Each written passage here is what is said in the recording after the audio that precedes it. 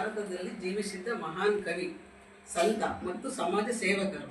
ಕಬೀರರು ಕ್ರಿಸ್ತಶಕ 1938 ಅರ್ಥ. ಕಬೀರ್ 1938 ಆಸುಪಾಸಿನಲ್ಲಿ ಕಾಶಿಯ ಲಹರ್ತಾರ ಕೆರೆಯ ಬಳಿ ಜನಿಸಿದರು ಎನ್ನಲಾಗಿದೆ. ಒಂದು ಪ್ರತೀತಿಯ ಪ್ರಕಾರ ಅವರು ಬ್ರಾಹ್ಮಣ ತ್ಯಜಿಸಿದಾಗ ಮುಸ್ಲಿಂ ದಂಪತಿಗಳಾದ ನೀರು ಮತ್ತು ನೀಮಾ ಅವರು ಕಬೀರ ಎಂದು ಹೆಸರಿಟ್ಟು ಪೋಷಣೆ ಮಾಡಿದರು. ಕಬೀರ ಎಂದರೆ ಮಹಾನ್ ಎಂದರ್ಥ. ಕಬೀರರು ಯಾವುದೇ ಔಪಚಾರಿಕ ಶಿಕ್ಷಣವನ್ನು ಪಡೆದವರಲ್ಲ, ಆದರೆ ಅವರು ಅಪಾರ ಆಧ್ಯಾತ್ಮಿಕತೆ ಜ್ಞಾನವನ್ನು ಪಡೆದವರು. ಕಬೀರರ ಮೇಲೆ ಹಿಂದೂ ಮುಸ್ಲಿಂ ಎರಡು ಧರ್ಮಗಳ ಪ್ರಭಾವವಿತ್ತು. ಏಕೆಂದರೆ ಹುಟ್ಟಿದ್ದು ಬ್ರಾಹ್ಮಣ ಕುಲದಲ್ಲಿ, ಆದರೆ ಪೋಷಣೆಯಾಗಿದ್ದು ಇದು ಅವರ ತತ್ವಶಾಸ್ತ್ರದಲ್ಲಿ ಧಾರ್ಮಿಕ ಏಕತೆಗೆ ಕಾರಣವಾಯಿತು. ಅವರು ಆಡಂಬರದ ಧಾರ್ಮಿಕ ಆಚರಣೆಗಳು, ವಿಗ್ರಹಾರಾಧನೆ, ಉಪವಾಸ ವ್ರತಗಳು ಮತ್ತು ತೀರ್ಥಯಾತ್ರೆಯನ್ನು ಖಂಡಿಸಿದರು. ಕಬೀರರು ದೇವರು ಒಬ್ಬನೇ ಎಂದು ನಂಬಿದ್ದರು ಮತ್ತು ಜಾತಿ ಮತ ಪಂಥವನ್ನು ಮೀರಿ ಆ ದೇವರನ್ನು ಪೂಜಿಸಬೇಕು. ಮನುಷ್ಯರೆಲ್ಲರೂ ಒಂದೇ ಸಮಾನರು, ಯಾವುದೇ ಧರ್ಮ ವರ್ಣವನ್ನು ಜಾತಿಯಿಂದ ಅಳೆಯಬಾರದು. ಪ್ರೀತಿ ಕರುಣೆ ಸತ್ಯವೇ ನಿಜವಾದ ಧರ್ಮ ಎಂದು ಸಾರಿದರು. ದೇವರು ಹೊರಗಡೆ ಎಲ್ಲೂ ಇಲ್ಲ, ದೇವರನ್ನು ಹೊರಗಡೆ ಹುಡುಕುವ ಬದಲು ನಮ್ಮೊಳಗೆ ಕಾಣಬೇಕು ಎಂದು ಪ್ರತಿಪಾದಿಸಿದವರು. ನೇಕಾರರು ಅವರು ಚಾದರವನ್ನು ನೇಯುತ್ತಿದ್ದರು. ಅದನ್ನು ಪೇಟೆಯಲ್ಲಿ ಮಾರಿ ಬಂದ ಹಣದಿಂದ ಜೀವನ ಮಾಡುತ್ತಿದ್ದರು. ಒಂದು ಸಾರಿ ಅವರು ಒಂದು ಸುಂದರವಾದ ಚಾದರವನ್ನು ತಯಾರಿಸಿದ್ದರು.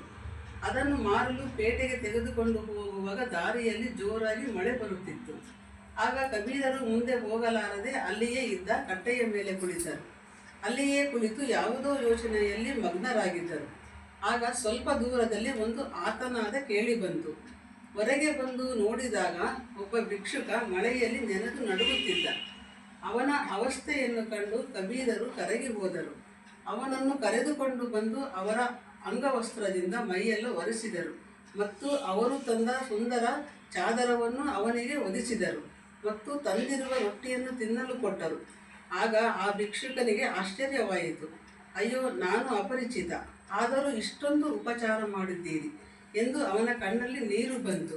ಸಂತೋಷವನ್ನು ವ್ಯಕ್ತಪಡಿಸಿದನು. ಆ ವ್ಯಕ್ತಿಯ ಹರ್ಷ ಕಂಡು ಕಬೀರರ ಮನಸ್ಸು ಅರಳಿತು.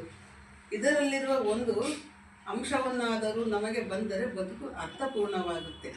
ಕಬೀರರು ತಮ್ಮ ಜೀವನದ ಕೊನೆಯ ದಿನಗಳನ್ನು ಉತ್ತರ ಭಾರತದ ಮಗರ್ನಲ್ಲಿ ಕಳೆದರು. ಕ್ರಿಸ್ತಶಕ 1518 ನಿಧನರಾದರು.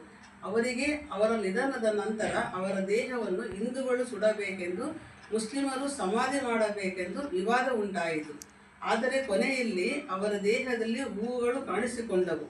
ಅವುಗಳಲ್ಲಿ ಅರ್ಧವನ್ನು ಕಾಶಿಯಲ್ಲಿ ಸಮಾಧಿ ಮಾಡಲಾಯಿತು, ಇನ್ನೂ ಅರ್ಧವನ್ನು ಮಗರ್ನಲ್ಲಿ ಸಮಾಧಿ ಮಾಡಲಾಯಿತು. ಅವರು ಇಬ್ಬರು ಕಚಾಡ್ತಿದ್ರು, ನನಗಬೇಕು ಅಂತ ದೇಹ ಕಬೀರ್ ದಾಸರ ದೇಹನ. ಅವಾಗ ಅವ್ರು ಯಾರಿಗೂ ಬೇಡ ಅಂತ ಕುಟೀರದೊಳಗೆ ಹೋಗ್ಬಿಟ್ರಂತ. ಅವರು ಹೋದಾಗ ಓದಿ ಬಾಗಿಲು ಹಾಕೊಂಡ್ಬಿಟ್ರಂತೆ. ಅವಾಗ ಇವ್ರು ಎಲ್ಲಿಗೆ ಹೋದ್ರು ಅಂತಂದೇಳಿ ಹೋದಾಗ ರಘು ನೋಡ್ರೆ ಫುಲ್ಲು ಹೂವು ಆಗ್ಬಿಟ್ಟಿದ್ರು ಅಂತ. ಅವ್ರಿಗೆ ಎಷ್ಟು ಬೇಕು ಅಷ್ಟು ಅವ್ರು ತಗೊಂಡ್ರಂತೆ, ಇವ್ರಿಗೆ ಎಷ್ಟು ಬೇಕು ಅಷ್ಟು ಇವ್ರು ತಗೊಂಡ್ರಂತೆ. ಹಿಂದೂಗಳು ಮುಸ್ಲಿಮ್ಸ್